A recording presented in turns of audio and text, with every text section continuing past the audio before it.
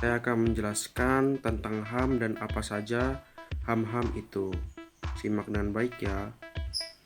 Jadi, pengertian dari HAM adalah hak-hak dasar atau pokok bagi manusia dari sejak dilahirkan yang merupakan anugerah dari Allah yang Maha Kuasa. Lekat pada martabat manusia sebagai insan ciptaan dari Allah yang tidak bisa dilanggar oleh siapapun. Dan hak selalu hadir dengan kewajiban. Dari ketiga pengertian tadi itu tidak dapat dipisahkan atau tidak dapat disebutkan salah satu, karena dari penjelasan ketiga istilah HAM tersebut saling berkaitan, yang intinya saling berhubungan. Nah, sedangkan arti HAM itu sendiri adalah hak asasi manusia adalah seperangkat hak yang melekat pada hakikat dan keberadaan manusia sebagai makhluk Tuhan yang Maha Esa dan merupakan anugerah yang wajib dihormati, dijunjung tinggi, dan dilindungi oleh negara, hukum, pemerintah, dan setiap orang demi kehormatan dan serta harkat dan martabat manusia. Dan hak asasi manusia di Indonesia, jadi sedikit cerita, sebenarnya hak asasi manusia sudah ada lama di Indonesia. Sebagai contohnya, di Sulawesi Selatan ada buku-buku adat atau lontrak yang mengatakan bahwa apabila raja berselisih dengan dewan adat, maka raja harus mengalah. Jadi, sejarah yang mengatakan bahwa hak asasi manusia sudah ada sejak zaman kerajaan yang ada di Indonesia sampai sekarang, mulai dari zaman penjajahan sama zaman proklamasi, orde lama, orde baru, sampai sekarang. Itu HAM di Indonesia masih tetap ada. Nah, bagaimana landasan hukum hak asasi manusia di Indonesia?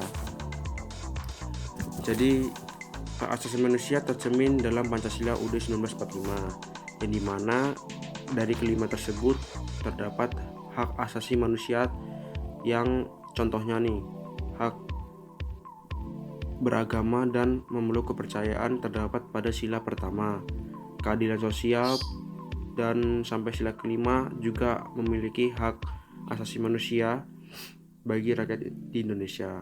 Dasar hak asasi manusia dalam Alkitab.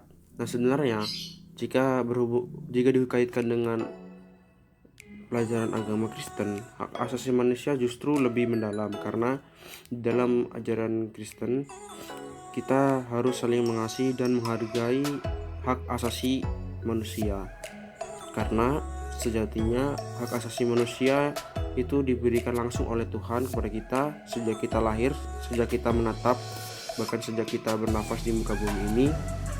Itu sudah ada kasih karunia dari Tuhan, yang dimana HAM sudah berlaku dari saat kita lahir. Jadi HAM itu sifatnya universal, dan manusia juga diciptakan oleh Tuhan serupa dan segambar dengan Allah, atau disebut juga dengan imago Dei. Nah, di sini dalam artian semua manusia memiliki hak-hak yang sama tanpa terkecuali. Jadi kita semua sama di mata Tuhan, tidak ada yang berbeda-beda. Sehingga itu sebabnya dalam ajaran atau dalam Alkitab kita diajarkan untuk saling mengasihi dan saling menghargai serta menghormati sesama. Perilaku yang mencerminkan nilai-nilai hak asasi manusia. Sebenarnya ini ada dibagi, kalau menurut saya terbagi menjadi dua. Yang pertama perusakan HAM, dan yang kedua membuat HAM terlindungi. Jadi yang perusakan HAM itu contohnya itu bisa saya bilang atau bisa dikatakan dengan kata intoleran. Jadi dengan ada beberapa pandangan-pandangan orang bahwa melanggar HAM itu sudah menjadi hal yang biasa, contohnya bullying, terus rasis, atau bahkan ke kasus yang lebih besar yaitu terorisme, radikalisme, dan lain-lain. Nah, sedangkan yang melindungi HAM itu contohnya banyak sekali kebaikan-kebaikan yang tanpa kita sadari kita lakukan dalam kehidupan sehari-hari.